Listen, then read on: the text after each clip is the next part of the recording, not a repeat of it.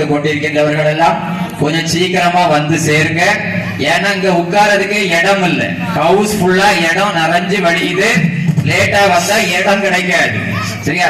அலை கடல மக்கள் கூட்டம் நிரம்பி வழியறதுனால கொஞ்சம் சீக்கிரமா மேக்கப் எல்லாம் போட்டுட்டு இந்த இடத்துக்கு வந்து சேருங்க. சரியா? உண்மையிலே நாம எல்லாம் மேக்கப்பே போடுறது இல்லைங்க. ஏன் தெரியுமா?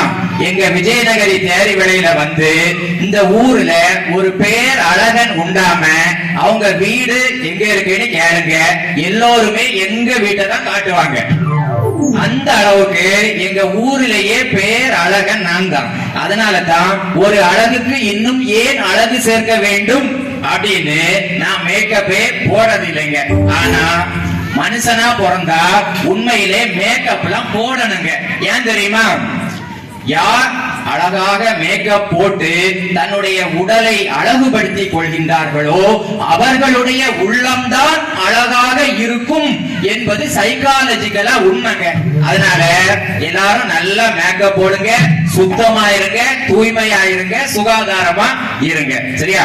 ஆடியோ சர்வீஸ், இந்த ஆடியோ சர்வீஸ் சிதம்பரபுரம் உண்மையிலே ரொம்ப அழகா இருக்குது, அருமையா பண்ணிருக்காங்க. அதனால உங்க வீடுகள்ல வரக்கூடிய கல்யாணம், காது குத்து, சடங்கு, பாதுகாப்பு எல்லா விசேஷங்களுக்கும் நீங்க இந்த ஆடியோ சர்வீஸுக்கு ஆர்டர் கொடுங்க. ரொம்ப சூப்பரா பண்ணி தருவாங்க. ஆனா பணம் மட்டும் கொடுக்காதீங்க. ஏன்னா பணத்தை நான் கொடுத்துக்கிறேன், நீங்க எனக்கு நம்பருக்கு ஜிபே பண்ணி விட்டுருங்க, நான் அதை அப்படியே அவங்களுக்கு டிரான்ஸ்பர் பண்ணிடுவேன். ஓகேவா? சரி, இப்ப இது வந்து விநாயகர் கோவில் என்பதால் விநாயகருடைய பெருமைகளை பற்றி நாம் ஒரு சில விஷயங்களை சொல்லித்தான் ஆக வேண்டும். விநாயகர் அனைத்து செயல்களுக்கும் முதன்மையான கடவுளுங்க. விநாயகரை வழிபட்டு விட்டு நாம் எந்த செயலை ஆரம்பித்தாலும் அவர் அந்த செயலிலே இருக்கின்ற தடைகளை எல்லாம் அகற்றி நமக்கு வெற்றி வாய்ப்பை தருவார். எனவேதான் இந்த வில்லு பாட்டுல கூட முதல்ல விநாயகரை பாடிக்கிட்டு தான் அடுத்து கதையை பாட ஆரம்பிப்பாங்க இல்லையா?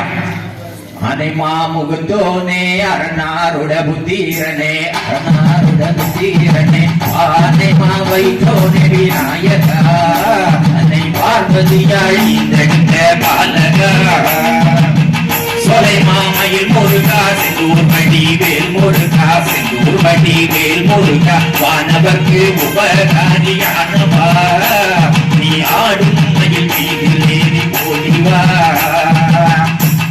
சரஸ்வதி அம்மா வந்து என்னிடம் குடிகொள்ளம்மா, அம்மா வந்து குடிகொள்ளம்மா, காலை மாலை உனை தொழு வேணம்மா, கதைக்கு துணையாக வந்து சிலம்மா, அனைமா முகத்தோனே அரணாருட புத்தீரனே, பானை மாவை தோனே விநாயகா, அன்னை பார்வதியாள் தடுத்த பாலகா. இப்படி இந்த விநாயகரை வணங்கி விட்டுத்தான் அந்த வில்லு பாட்டுல கூட அடுத்த கதைக்குள்ள வந்து போவாங்க இல்லையா? விநாயகர் வந்து ஞானத்தினுடைய கடவுளுங்க. தாய் தந்தையரே உலகம் என்று சொல்லி தாய் தந்தையரை சுற்றி வந்து ஞான பழத்தை பெற்ற கடவுள் விநாயகர் பெருமான் இல்லையா? விநாயகருக்கு பிள்ளையார் என்ற பெயர் வர காரணம் என்ன தெரியுமா? விநாயகர் சிறு பிள்ளைகளை போல கள்ளம் கபடமற்ற தூய்மையான மனம் கொண்டவருங்க. அதனால தான் விநாயகருக்கு பிள்ளையார் என்று பெயர் வந்தது. விநாயகர் ரொம்ப எளிமையான கடவுளுங்க. சாதாரண களிமண்ணில் பிடித்து வைத்து கூட விநாயகரை வழிபடலாம், சாதாரண சாணத்தில் பிடித்து வைத்து கூட விநாயகரை வழிபடலாம், மஞ்சளிலே பிடித்து வைத்து கூட விநாயகரை வழிபடலாம் இல்லையா? அதாவது அருகம்புல் விநாயகருக்கு ரொம்ப பிடிச்சது. அருகம்புல்லை வைத்து வழிபட்டால் விநாயகர் பெருமான் உங்கள் அருகிலே வந்து நிற்பார். எருக்கம்பூ மாலை சூட்டி வழிபட்டால் விநாயகர் பெருமான் உங்கள் எதிரிலே வந்து நிற்பாருங்க. அந்த அளவுக்கு மிகவும் எளிமையான கடவுள் இந்த விநாயகர் பெருமான். இனி பாத்தீங்கன்னா பெரும்பாலும் விநாயகர் பெருமான் வந்து ஆலமரத்தின் கீழும் அரச மரத்தின் கீழும் தான் வீற்றிருப்பார் இல்லையா? ஆலமர பிள்ளையாரே தன்னானே நானே, அரச மர பிள்ளையாரே லேலோ, ஆலமர பிள்ளையாரே தன்னானே நானே, அரச மர பிள்ளையாரே லேலோ லேலோ, வந்து நானே நானே கணபதியே வாருமையா லேலோ முந்தி முந்தி நாயர்களே நானே நானே உங்கள் நனார்களை லேலோ அலமர பிள்ளையாரே நானே நானே அரசமர பிள்ளையாரே லேலோ. இப்படி விநாயக பெருமான் ஆலமரத்தின் கீழும் அரச மரத்தின் கீழும் தான் வீற்றிருப்பார். ஏன் தெரியுமா? ஆலமரமும் அரச மரமும் அதிகப்படியாக ஆக்சிஜனை வெளியேற்றக்கூடிய மரங்கள். அதனால தான் அந்த காலத்துல விடியற் காலையில எழுந்து அரச மரத்தை சுற்றி வந்து வழிபட்டால் பெண்களினுடைய கர்ப்பப்பையிலே இருக்கின்ற நோய்கள் எல்லாம் குணமாகி அவர்களுக்கு குழந்தை பாக்கியம் கிடைக்கும் என்று நம்முடைய முன்னோர்கள் சொல்லி வச்சாருங்க இல்லையா? சரி, இந்த மாதிரி கோயில் திருவிழாக்கள்ல இந்த பட்டிமன்ற நிகழ்ச்சிகள்லாம் நாம ஏங்க வைக்கிறோம்? ஏன்னா இப்போ நம்முடைய ஒவ்வொரு வீட்டிலையும் 1008 பிரச்சனைகள் இருக்கு இல்லையா? ஒவ்வொரு வீட்டிலையும் 1008 பிரச்சனை. இப்ப எங்க வீட்டுல எல்லாம் இருக்கக்கூடிய பிரச்சனைய இந்த கடாவு பெட்டி பாத்தீங்களா? கடாவு பெட்டி அது நிறைய அள்ளலாம், அவ்வளவு பிரச்சனை எங்க வீட்டுல இருக்கு. சரியா?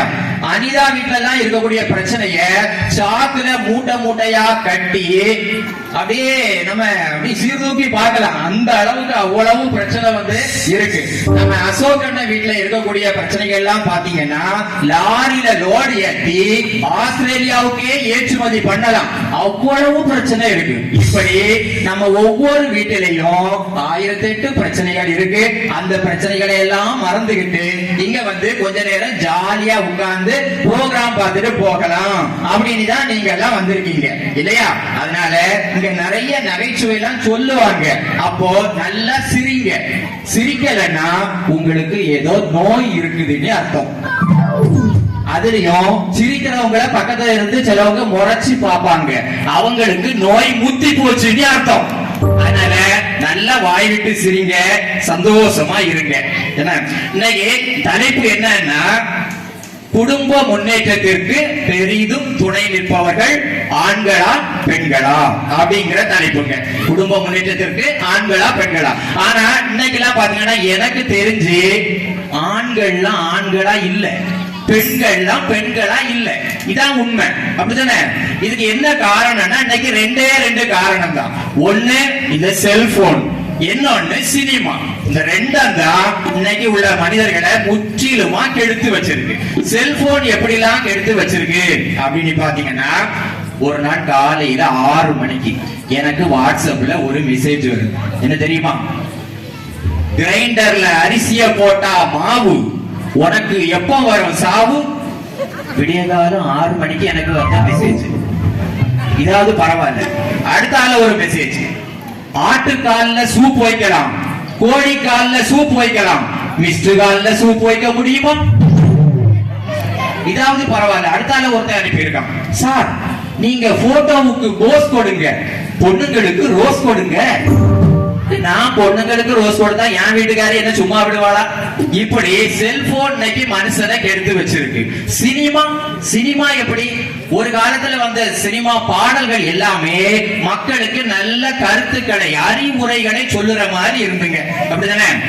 நல்ல நல்ல பிள்ளைகளை நம்பி இந்த நாடே இருக்குது தம்பி, சின்னஞ்சிறு கைகளை நம்பி ஒரு சரித்திரம் இருக்குது தம்பி. இப்படி சிறு பிள்ளைகளுக்கு வந்து அன்றைய பாடல்கள் அறிவுரை சொல்லுச்சு.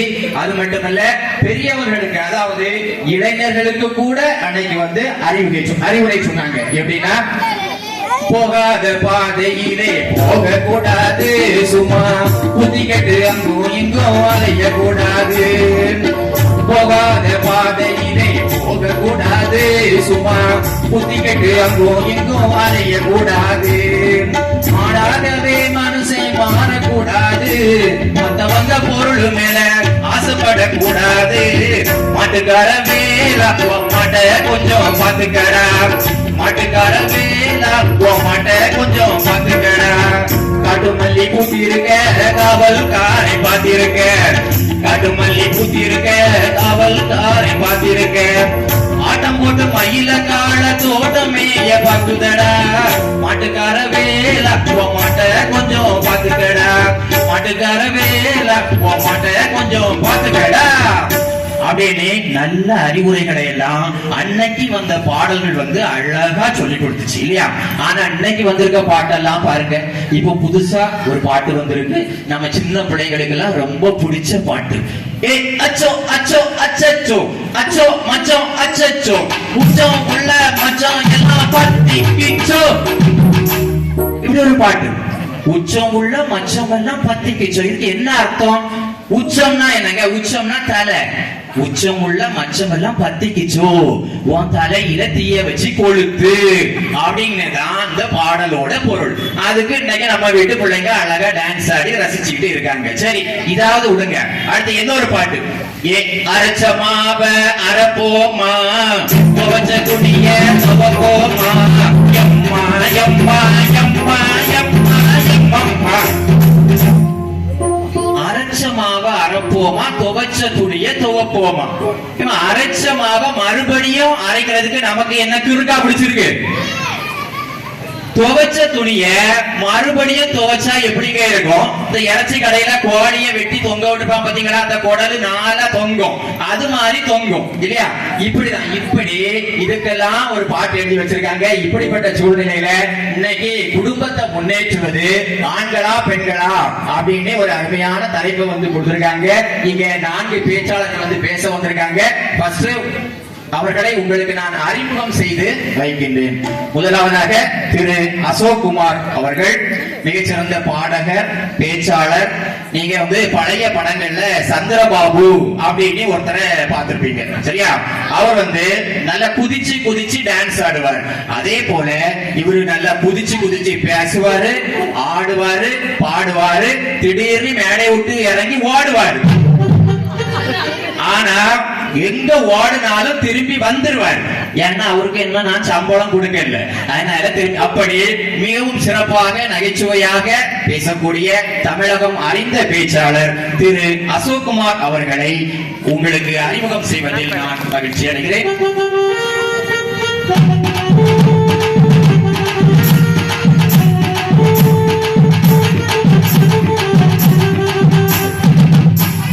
அடுத்ததாக செல்வி மகாலட்சுமி அவர்கள்.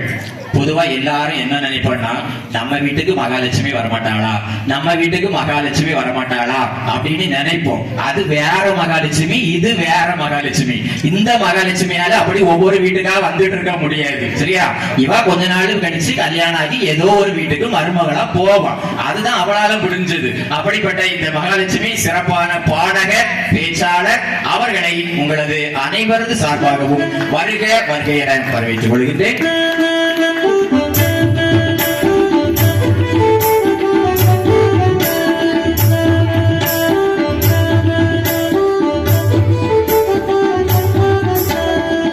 அடுத்ததாக திருமதி அனிதா அவர்கள்.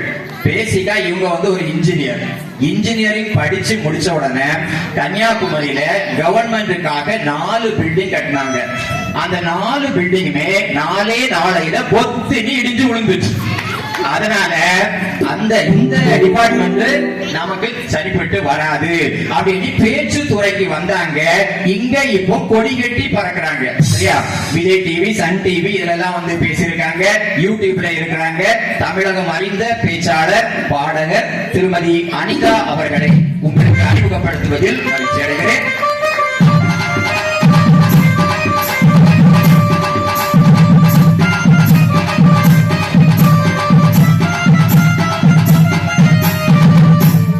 அடுத்ததாக செல்வி தங்கபாமா அவர்கள். சிறப்பான பேச்சாளருங்க, எந்த மேடையிலனாலும் சிறப்பா பேசுவாங்க. போன வாரம் தூக்கு மேடையில கூட 1.5 மணி நேரம் பேசி தப்பிச்சு வந்துட்டாங்க சரியா. அப்படிப்பட்ட பேச்சாளர், நாகர்கோவில்ல ஒரு கல்லூரியில பேராசிரியராக இருக்கக்கூடிய செல்வி தங்கபாமா அவர்களை உங்களுக்கு அறிமுகம் செய்வதில் மிகவும் மகிழ்ச்சி அடைகிறேன்.